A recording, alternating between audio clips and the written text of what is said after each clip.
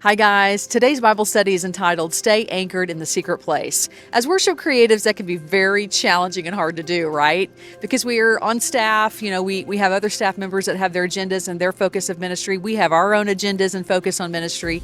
And then our pastor wants us to do certain things. So we are kind of torn among many different things, and our attention can go to the details of our job and not necessarily where we're anchored in our relationship with Jesus Christ.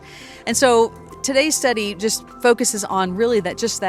I had a wise life coach tell me, his name is Alan, Amy, why don't you go into the sanctuary where you are employed at this church, and after hours, just get on the mic and start proclaiming the character of God. And so I started doing that.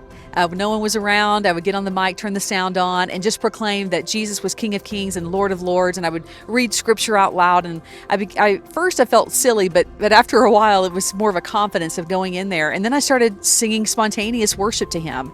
And then I would just spend hours worshiping God. And then I would reflect on the empty seats in front of me and start praying for the congregation. And what I found in my heart was changing for my church.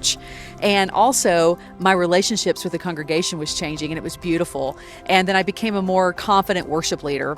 And I believe that's really challenging for all of us today. So take the time today, if you can, to go into your sanctuary after hours or sometime this week and just proclaim the truth of God, pray over the congregation, and worship Jesus, and see what changes will happen in your life and in the relationships with people that you serve.